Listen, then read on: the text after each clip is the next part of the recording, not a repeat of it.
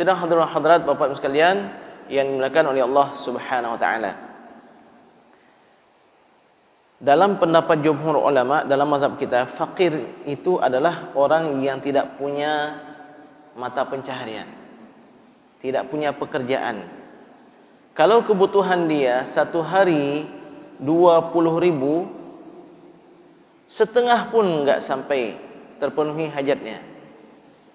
Dia kebutuhannya dirinya dan anak juga istrinya satu hari untuk makan 20.000. Yang dia punya hanya 8.000, 9.000, 7.000. Itu fakir.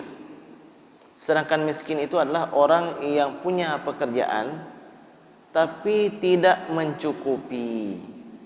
Kebutuhannya 20.000, tapi yang dia miliki hanya 15.000, hanya 14.000, 16.000, kurang dari hajat utamanya, hajat pokoknya. Maka dikatakan orang tersebut dengan orang miskin. Hajat pokok bukan hajat asas. Bukan hajat, kalau hajat semua kita punya hajat. Ustaz, saya punya hajat mau beli mobil baru. Saya belum mampu. Berarti saya termasuk orang fakir miskin? Tidak. Ya. Hajat kebutuhan utama yaitu makan minum. Ya, itu yang lebih utama. Adapun yang lain itu mengikut sesuai dengan kebutuhan. Jadi ada 3 kelompok orang berkaitan dengan memakan daging kurban. Yang pertama fakir miskin, silahkan. Yang kedua orang yang berkurban. Orang yang berkurban boleh enggak makan daging kurban? Dilihat kurbannya itu kurban sunat atau kurban wajib. Kurban sunat silahkan makan, bahkan dianjurkan. Kalau kurban wajib jangan. Ustaz, bagaimana menerima daging kurban dari masjid? Kalau kampung tersebut faham dengan kurban wajib, kurban sunat, pasti yang dibagi untuk saya yang bukan miskin ini adalah kurban sunat. Boleh. Tapi kenyataannya berapa banyak yang faham tentang kurban sunat, kurban wajib? Berapa banyak orang yang membaca kitab? Berapa banyak orang yang mau duduk dalam majelis ilmu, yang mau belajar ke pesantren, ke dayah dan seterusnya? Terlalu sedikit. Jadi kalau begitu ditakutkan ada bercampur itu kurban sunat dengan kurban wajib. Kembali lagi, kalau kurban yang kita lakukan adalah kurban sunat, saya enggak ambil semua Ustaz. Kambing saya itu ada 3 tumpuk. Saya ambil 1 atau setengah tumpuk. Kenapa? Karena nanti kalau masjid bagi untuk saya daging kambing, maka daging kambing yang ada syubhat kurban sunat atau kurban wajib tergantikan dengan daging kambing yang saya tinggalkan. Maksudnya bagaimana? Kalau seandainya kita memakan daging kurban wajib, misalnya kita dapatkan 1 kilo, ternyata itulah kurban wajib, harus diganti itu 1 kilo itu. Bagaimana caranya? Pergi ke pajak atau beli daging 1 kilo, kemudian 1 kilo ini kita berikan untuk fakir miskin. Jadi tergantikan dengan kurban yang kita berikan. Tapi kalau kurbannya wajib, baiknya jangan kita terima dari panitia masjid. Yang ketiga, berkaitan dengan memakan daging kurban adalah orang yang kaya, mampu, tapi dia tidak berkurban. Dia mampu berkurban, tapi dia tidak berkurban. Daging kurban orang, dia makan pula. Yang mana daging kurban orang itu belum tentu kurban sunat atau kurban wajib. Ini kan orangnya bakhil sekali ini, tamak, ya. Untuk sendiri enggak mau berkurban, punya orang mau dia makan. Namun kalau misalnya kurban sunat, ada sahabatnya jelas-jelas mengatakan ini bagian hadiah dari hewan kurban kami. Kurban sunat, ya kurban sunat. Anda tahu kurban sunat dan kurban wajib? Tahulah, kami ada belajar. Ada namanya nazar, ada namanya ta'yin, ya kan? Ada enggak kamu katakan ini kambing kurban saya? Enggak ada, aman itu. Kami belajar, udah banyak tuh belajar, udah tahu itu seperti itu, masya Allah. Maka kita terima, enggak masalah. Ini yang menjadi masalah adalah kambing atau daging yang dibagi-bagikan oleh panitia masjid, yang di situ ada korban sunat dan ada korban wajib. Ustaz, tapi bagaimana dengan yang sudah pernah terjadi, yang sudah pernah berlaku? Apakah kami harus cari penggantinya? Setiap tahun sampai ke rumah kami enggak kurang dari 1,5 kilo daging. Saya sanksi Ustaz, itu ada korban wajib di dalamnya, padahal saya bukan fakir dan miskin. Kalau jawaban saya bagaimana? Yang lalu biarlah berlalu. Ini kita perlu yang akan datang. Mengapa saya katakan yang lalu biarlah berlalu? Karena tidak semua ulama sepakat tentang korban wajib enggak boleh dimakan. Mazhab kita saja, mazhab Imam Asy-Syafi'i, korban wajib enggak boleh dimakan. Mazhab yang lain, mazhab Hanafi, Maliki dan Hambali mengatakan korban wajib boleh dimakan. Ya udah Ustaz, tahun ini kami makan lagi. Oh jangan. Kenapa jangan? Karena ada kaidah yang sangat besar dalam mazhab kita. Mura'atul khilaf mustahabbah. Menjaga apa yang kita lakukan itu agar tidak terjerumus dalam ikhtilaf ulama, menjaga agar apa yang kita lakukan dalam ibadah tidak terjerumus dalam permasalahan yang diperselisihkan oleh para ulama, itu mustahabbah, sangat dianjurkan. Kenyataannya bagaimana? Dalam mazhab Imam Syafi'i enggak boleh memakan daging korban wajib. Jadi contoh praktik dalam mura'atul khilaf mustahabbah, contohnya apa? Ketika kita berwudu, sapu kepala semuanya. Ini ada orang kalau kita udah sapu kepala semuanya, kalian nyangka mazhab katanya, nyangkutnya ke lainnya. Padahal kenyataan yang sebenarnya dalam mazhab kita, mazhab Imam Syafi'i, yang rukun wudu mengusap kepala sebahagian kecil rukunnya, tapi sunnahnya bagaimana? Kepala disapukan semuanya. Itu sunnahnya. Jadi kita melakukan yang bukan hanya sekedar rukun yang wajib, tapi sudah sunnah. Maka orang yang tidak faham, kalau ini cikalan cara wudu goyan. Mazhab Imam Asy-Syafi'i tidak mewajibkan gosok ketika berwudu. Lain dengan mazhab Maliki. Mazhab Maliki ketika berwudu harus digosok. Dan namun dalam mazhab Syafi'i apa? Walau dia ini tidak rukun, dianjurkan, sunnahnya adalah at-tadlik. Ketika berwudu itu disapukan, bukan ambil air begini saja, tapi disapukan. Tangan begitu juga, bukan dialirkan begitu saja, tapi digosok.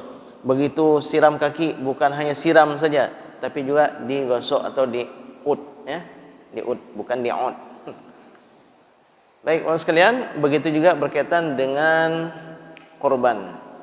Mazhab kita mengatakan korban wajib enggak boleh dimakan, jadi jangan dimakan. Yang lalu bagaimana? Biarlah berlalu. Ada kelebihan rezeki, ya silahkan. Ini kita tidak ingin memberatkan. Ya Ustaz, bak tak fikir yang kakak lebih hebat, tak qada yang kakak tak bayang ka. Ya, jadi tonyo hana kurbun. Ya. Jadi tidak tercapai maksud dan tujuan kita. Baik, Bapak sekalian, ada beberapa fikih korban lain berikutnya yang akan kita sebutkan. Yang pertama, setelah kita katakan korban itu ada korban sunat dan korban wajib, hewan kurban khusus pada al-an'am, hewan ternak, unta, lembu, sapi, dan kambing. Kambingnya biri-biri atau ma'iz. Ma'iz itu seperti kambing kita, kambing biasa. Kalau dha'nun itu biri-biri,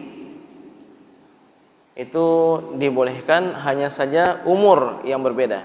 Kalau unta 5 tahun masuk tahun ke-6, lembu dan kambing 2 tahun masuk tahun ke-3, kecuali biri-biri setahun pun sudah okey, setahun masuk tahun ke-2. Bahkan al-ajda', yaitu biri-biri yang belum mencapai usia 1 tahun tapi gigi depannya sudah rontok, itu boleh. Dengan syarat apa? Rontok sendiri, bukan dirontokkan. Umanya kambing bacut tu, nyawa biri-biri sikit lagi mencapai 1 tahun tapi enggak bisa ni, bagaimana caranya? Kata Ustaz, kalau ajda' itu boleh. Yuk kita ambil martil, kita rontokkan gigi depannya. Itu enggak boleh. Kemudian hewan kurban adalah hewan yang sehat, tidak kurang anggota tubuhnya, terutama yang berkaitan dengan dagingnya. Maksudnya kalau patah tanduknya tetap boleh dimakan, karena tanduk bukan daging. Enggak ada orang yang makan tanduk, ya kan? Sampai saat ini saya belum pernah melihat ada orang makan tanduk kambing, tanduk lembu. Jadi kalau berkaitan dengan daging bermasalah. Kupingnya terpotong, Ustaz. Terpotong atau dipotong? Dipotong, Ustaz, untuk tanda. Dilihat sampai sepertiga, Ustaz, sepertiga kupingnya. Berarti enggak boleh jadikan hewan kurban. Ada 4 penyakit yang disebutkan oleh Rasulullah SAW. Kalau ini ada pada hewan kurban, maka enggak sah kurbannya. Yang pertama, yang pincang. Jelas dan nampak sekali pincangnya. Yang kedua, yang buta. Yang ketiga, kurus. Sangat kurus, nampak kurusnya memang bukan agak kurang bukan agak kurang asal bukan ya, tapi memang nampak kurusnya. Dan yang keempat adalah yang penyakitan. Ini tidak boleh dijadikan hewan kurban. Kemudian 1 kambing dan 1 bibiri hanya bisa untuk 1 orang. Kalau lembu boleh untuk 7 orang. Begitu juga unta. 7 orang ini baik niatnya sama atau berbeda, tidak mengapa. Maksudnya bagaimana, Ustaz? Kami ada 4 orang, Ustaz, untuk berkurban. Kurban kami rencananya mau beli lembu, kurang 3 orang lagi, Ustaz. Bagaimana, Ustaz? Boleh. Tapi masalahnya saya sudah punya hewan kurban. Saya mau beli untuk saya jual. Boleh? Boleh. Jadi 7 orang ini beda-beda niatnya. 2 orang atau 3 orang untuk kurban, 1 orang untuk nazar, 1 lagi untuk akikah, 2 lagi mau jual. Tidak menjadi masalah. Bahkan 1 orang untuk 7 niat pun boleh. Saya beli lembu untuk kurban saya, kurban ayah saya, kurban ibu saya, kurban anak saya 1 orang. Saya pun belum akikah. Lalu yang ke-6 bagian daripada lembu tersebut mau saya masak, dan 1/7 terakhir mau saya jual. Boleh? Boleh. Tidak mesti niatnya sama. Kemudian sekalian, ada yang bertanya, Ustaz, saya punya uang 3 juta. Dengan 3 juta, Ustaz, saya bisa beli 2 ekor kambing, tapi kecil-kecil. Mana lebih bagus? 3 juta itu saya beli 1 ekor kambing, namun besar. Kita tidak melihat jumlah ekornya berapa banyak, tapi yang kita lihat adalah dagingnya. Kalau seandainya dengan 3 juta itu bisa kita beli kambing yang besar, itu jauh lebih baik walaupun hanya 1 ekor daripada 2 ekor kambing tapi kurus.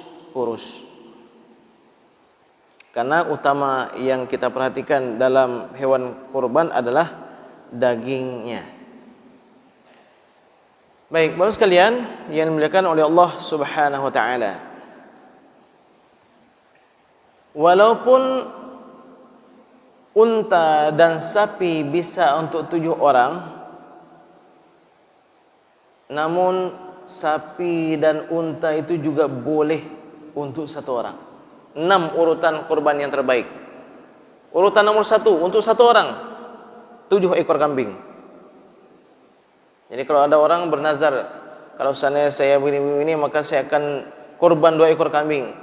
Bagaimana, Ustaz? Kurbannya kan 1 ekor cukup, karena Bapak sudah menyebutkan 2, wajib 2. Karena untuk 1 orang boleh 7 ekor kambing. Urutan kedua untuk 1 orang adalah 1 ekor unta. Lalu urutan ketiga untuk 1 orang 1 ekor lembu. Urutan keempat untuk 1 orang seekor kambing. Urutan kelima untuk 1 orang 1/7 unta. Dan urutan keenam untuk 1 orang 1/7 lembu. Kalau tadi nomor 5 1/7 unta. Yang keenam 1/7 sapi atau lembu. Begitu pada kurban dan begitu juga pada akikah. Beberapa tahun yang lalu salah seorang pejabat bank syariah, Bank Aceh, telepon, "Ustaz, alhamdulillah anak saya lahir laki-laki." "Oh, masya-Allah, selamat Pak. Barakallahu laka fil mahubi lak wa syakartal wahib wa balagha shuddahu wa ruziqta birrahu." Sunnahnya itu Pak, untuk anak laki-laki 2 ekor kambing akikah. Ya Ustaz, tapi teringat kita kalau ada tapi apa? Ustaz, tapi paling lon sanggup cuman sebuah kambing, gimana? 1 ekor kambing cuma saya sanggup. Kan biasa jamaah begitu. Ketika udah mengatakan tapi, ternyata beliau bukan mengatakan demikian. Tapi Ustaz, saya punya kolega nih, punya banyak kali kenalan, punya banyak kali sahabat. Saya berpikir Ustaz, 2 ekor kambing jelas enggak cukup. Harus beli daging sekian puluh kilo lagi. Jadi daripada saya beli daging berapa puluh kilo, saya berpikir Ustaz, rencana akikahnya 1 lembu, boleh enggak Ustaz? Oh boleh, itu jauh lebih bagus. Itu jauh lebih baik. Tapi jangan Bapak lagi tanya kepada orang-orang yang bermazhab Hambali. Mereka akan mengatakan enggak boleh akikah kecuali dengan kambing. Maka kalau kita dengar di Roja TV, Surau TV, Wesal TV, Insan TV, yang ada dari alumni sana, mereka akan mengatakan tidak boleh akikah dengan lembu. Kenapa? Karena mereka mengikut mazhab Hambali. Ada beberapa jamaah berselisih dengan kita. Dia mempertanyakan karena pemahaman yang dia dapatkan dari televisi, seolah-olah dia ingin menyalahkan kita. Saya langsung katakan, Bapak dengarnya dari mana? Bapak dengarnya dari mana? Dari salah seorang ustaz. Ustaznya alumni dari mana? Sama kayak ustaz LC juga. Oh, enggak sama. Ada beda. LC dari Mesir dengan LC yang dari luar Mesir. Maksudnya bagaimana? Ya, mazhabnya. Dalam mazhab Hambali itu dikatakan tidak boleh, mesti dengan kambing kalau yang namanya akikah. Namun dalam mazhab kita dibolehkan. Baik untuk sekalian, hewan betina boleh enggak dijadikan hewan kurban? Ustaz, saya pelihara kambing sudah 4 tahun, tapi anaknya betina terus. Bolehkah saya jadikan hewan kurban? Kambing betina, lembu betina bisa dijadikan hewan kurban. Tapi dengan syarat tidak sedang hamil dan juga baru melahirkan. Kenapa? Biasanya dagingnya sedikit. Oh, jadi aib yang berkaitan atau cacat yang berkaitan dengan daging berkurang ataupun dagingnya kurang sedap karena sebab sedang hamil atau baru melahirkan, tidak boleh dijadikan hewan kurban. Bagaimana dengan hewan gasi? Kambing gasi. Gasi bahasa Arab al-khasi. Al-khasi, tapi dengan bahasa Aceh takun gasi. Para ulama mengatakan kambing gasi jud ke kurban. Kenapa? Walaupun ada bagiannya yang terbuang, tapi tergantikan dengan dagingnya yang besar, yang banyak.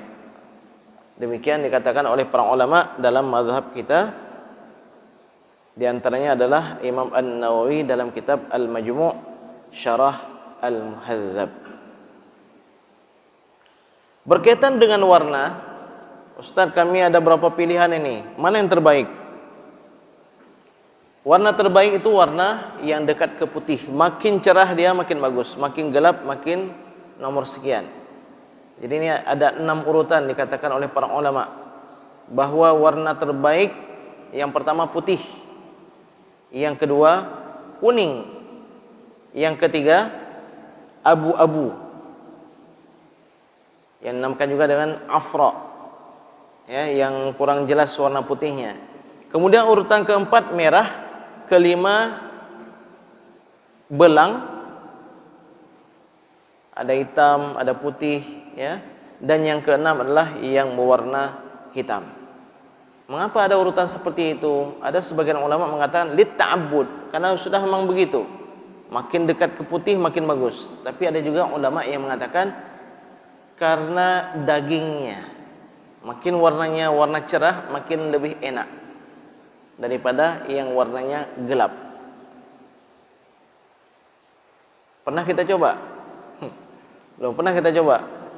Karena kalau kita coba Ustaz, hari ini masak yang putih, besok masak yang hitam, bumbunya pun sudah lain, jumlahnya pun sudah lain, kadang garamnya pun berbeda, jadi sudah sulit untuk kita tentukan. Namun para ulama mengatakan demikian.